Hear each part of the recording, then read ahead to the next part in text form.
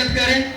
પણ મજેશભાઈએ કાલે પરમદાસે મને મેસેજ મોકલ્યો, શાંતિગુણ હરિદ્વારનો લેટર આવ્યો છે અને એની અંદર સત સંકલ્પને આપણે ઘેર ઘેર દોડાવવાનો છે. આપણે એના 24 ધર્મદળોને હું એક આઈકાન તરીકે એક આપીશ કે જે પોતાના ખિસ્સાની અંદર કાયમ એનું એવું કરે એ રીતે એક આપણો આઈકાન દરેક જણ લઈ લેશે. એની રીતે અસ્તુ. જય ગાયત્રી.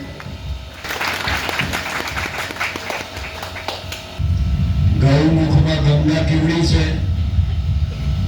બહુ જ નાની છે અને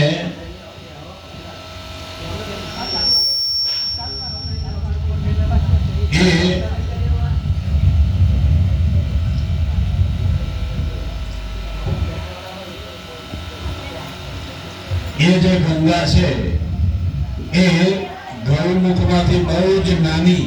એ જ રીતે પરમ પૂજ્ય ગુરુદેવે આ ધરતી ઉપર જ્ઞાનની ગંગા વહેવડાવી છે. અમારા ધનાભાઈ બહુ જ હોશિયાર છે. કેમ તો જ્ઞાનની ગંગા વહેવડાવી 18 અધ્યાય કોણે કીધું છે? ગીતા કોણે ગાઈ છે? ભગવાન કૃષ્ણએ. કોની સામે? અર્જુન સામે.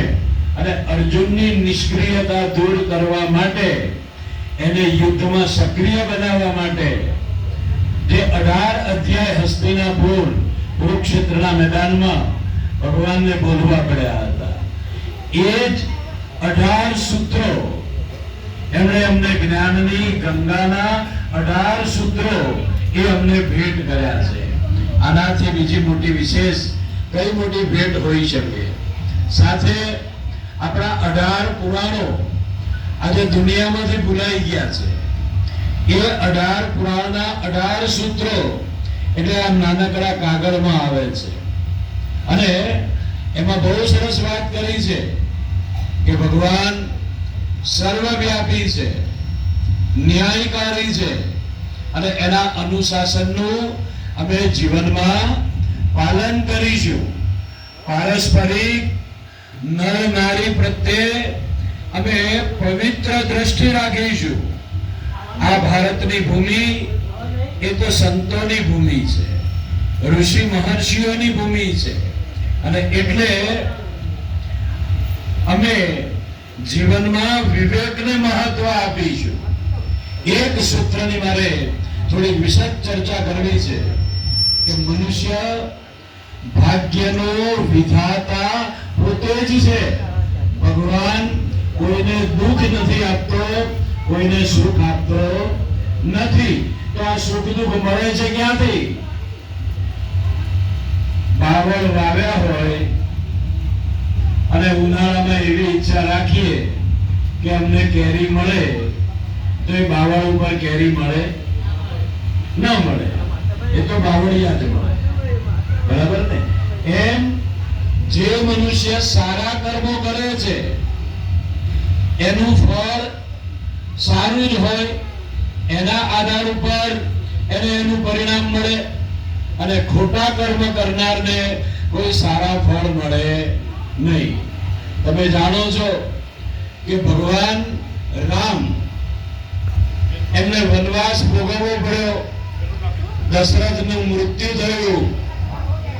એની પાછળ પણ આપણે બધા એની સ્ટોરી જાણીએ છીએ કે દશરથ રાજા જ્યારે શિકાર કરવા નીકળ્યા હોય અને શ્રવણ એના માતા પિતા માટે પાણીનો ઘડો ભરવા જાય અને એ જળાશયમાંથી પાણી ભર્યાનો અવાજ ડૂબ ડૂબ ડૂબ ડૂબ એવો અવાજ આવે એટલે રાજાને એવું થયું કે અહીંયા કોઈ ધરણ પાણી પીવે છે અને એમણે બાણ છોડ્યું અને વાગ્યું કોને?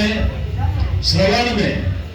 એટલે પાસે જઈ અને રાજા દશરથને એ શિકાર લેવા માટે જાય ત્યાં માણસને જોયો. એમ કરતા પગરવથી એના માતા પિતા પાસે ગયો અને કહ્યું કે આવું બન્યું છે. તો એ શ્રવણના આંધળા માતા પિતાએ એમને શ્રાપ આપ્યો કે તું પણ પુત્રના વિરહથી તારે મૃત્યુ પામવું પડશે. હવે ભગવાનના પાપ ભોગવવું પડે તો આપણે કોણ છીએ? આપણે તો કાળા માથાના માનવીઓ છીએ. વાલીઓ લૂંટારો એ શિકાર કરતો હતો અને એના જીવનનું, એના લોકોનું ભરણ પોષણ કરતો હતો, ઘર પરિવારનું. એક વખતે ભગવાન નારદજી મળ્યા. અરે ભાઈ, તું આ પાપ કરી રહ્યો છે અને તારા પરિવારના જીવન નિર્વાહ માટે તું આ કામ કરે છે, પણ એમને પૂછતો ખરો કે આ પાપ થાય છે એમાં એ ભાગીદાર ખરા? વાલીઓ લૂંટારો તો દોડતો ઘરે ગયો, આવીને પૂછ્યું